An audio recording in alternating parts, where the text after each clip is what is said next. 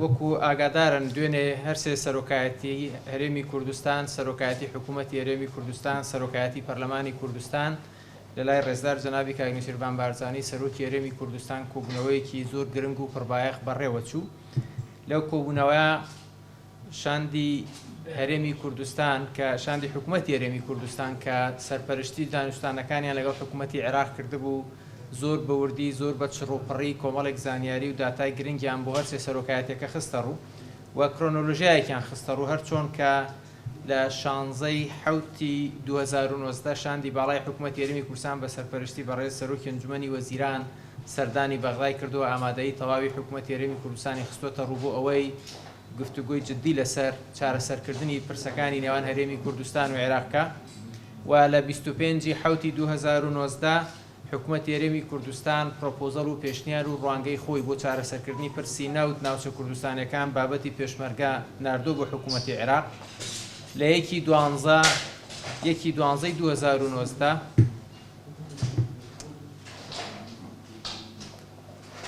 لە 2019 ڕێککەوتن کراوە و ڕێککەوتنەکەش بە دەست و خەتی بەڕێز سامر غەزبان کە و کاتێکری سەرۆکی ئەنجومەنی وەزیرانی عێراق و وەزیری نەوت بووە و ئامادەی هەرێمی کوردستان بۆ ناردنی 250,000 بەرمیل نەوتی ڕۆژانە خراوەتە ڕوو ڕێککەوتنی لەسەر کراوە تەنانەت دوێنێ شاندی هەرێم ئەوەشیان باس کرد کە لە گفتوگۆکانیان لەگەڵ حکوومەتی عێراق ئامادەی هەرێمیان دەربڕیوە تەنانەت هەر 450,000 بەرمیل نەوتی هەرێمی کوردستان داهاتەکەی لەگەڵ حکوومەتی عێراق ڕێک بکەون بە حکوومەتی عێراق بدرێ بەڵام لە مقابلی ئەوە شایستە دارایەکانی موچەخۆرانی هەرێمی کوردستان و بودجەی هەرێمی کوردستان دابین بکرێت لەگەڵ خەرجیەکانی بەرهەمهێنانی نەوت. بەڵام ئەو کات بەداخەوە بەڕێزان خۆتان نەزان دۆخی سیاسی عێراق بە قۆناغێک گەشت کە بەڕێز سەرۆکوەزیرانی ئەو کات عادل عەبدولمەهدی ئیستیقالەی کرد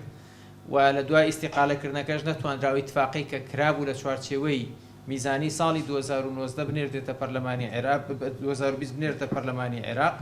دواتر لە 15 چواری 2020 بڕیە و 450 میلیارد دلار دیناری کە لە عێراقەوە هات بەردرا جارێکتر لە هەرێمی کوردستان لە پاس دوێنێ شاندەکەی هەرێم باسییان کرد کە لە 15 چواری 2020 هەتا 6 نوێی 2020 12 جار شاندی تایبەتمەندی حکوومەتی هەرێمی کوردستان بە سەرپەرشتی ڕێزدار کاک قوبات تاڵەبانی جێگری سەرۆکی ئەنجومەنی وەزیران سەردانی بەغدای کردو بۆی بگەنە چارەسەرێک و هەموو ئامادەیەکی هەرێمی کوردستانیان خستۆتە ڕوو لە 15 بۆ ئێمەتان پێڵم چکە ئێستا ڕاگەیەنراوێکیشمان تازە بڵاو کردەوە لە سایتی پەرلەمانی کوردستان لە 15 بەڕێز مستەفا کازمی لە 453 میلیارد دینار کە پێشتر عادل عەبدولمەهدی ئەینار بڕیارێکیاندا کە تەنها 320 میلیارد دینار بۆ هەرێمی کوردستان بنێرن و ئەمەش بە پێی نەخشەڕەیەک کە دیوانی سەرۆکایەتی ئەنجومەنی وەزیرانی عێراق کە هەموو ئەم نووسراوانە و هەموو ئەم کۆنووسانە و هەموو ئەم بەڵگانە لای شاندی بەڵای حکوومەتی هەرێمی کوردستان پارێزراون 320 میلیارد دینار مانگانە بڕیار درابوو بۆ مانگانی 8 و 9 دا بۆ هەرێمی کوردستان بنێردرێت ئێوە خۆتان ئاگادارن بۆ مانگی 5 و 6 و 7 هیچ بڕەپارەیەک لە حکوومەتی عێراقەوە بۆ هەرێمی کوردستان نەنێردرا و ئەو نووسراوەی ئەنجومەنی وەزیرانیش هەیە دواتر لە 6 شاندێکی حکوومەتی هەرێمی کوردستان چۆتەوە بەغدا و لەوێ ڕێککەوتن کراوە لەگەڵ حکوومەتی عێراق بۆ ئەوەی ئەم ڕێککەوتنە لە چوارچێوەی ئەو چەند مانگەی کەماوەکو میزانی ساڵی 2020 دا بندرێت و دواتر ئەو ڕەشنووسی میزانیە حکوومەتی عێراق ناردوێتێ پەرلەمان لە پەرلەمان ڕەت کرایەوە ئەوە بە حکوومەتی عێراق لە 25 ئەو میزانی کە بۆ 2020 دایان نابوو لە حکوومەت لە پەرلەمان سەحبیان کردەوە لە یەکیدا یاسای قەرزیان بۆ پەرلەمانی عێراق ناردەوە ئەو تێکستەی لە حکوومەتی عێراق بۆ پەرلەمانی عێراق ڕۆشتووە بەنسبەت هەرێمی کوردستانەوە قبول کراو بوو چونکە بەشێک لە شایستە دارایەکانی هەرێمی کوردستانی تا پارێزرا بوو بەڵام بەداخەوە پەرلەمانی عێراق وەکۆی کە لە کەمی نابن بەو جۆرەیان کرد کە بینیتان و لە 18 نۆش بەڕێزان لە 18 ببورن لە 18 دا جارێکی تر دوێنێ ئەمەی شاندی هەرێمی حکوومەتی هەرێمی کوردستان بۆ هەر سێ سەرۆکایەتەکەیان باس کردووە نووسراوێکی فەرمی بە ناوی حکوومەتی هەرێمی کوردستان بە ئیمزای بەڕێز سەرۆکی ئەنجومەنی وەزیران بۆ حکوومەتی عێراق نێردراوە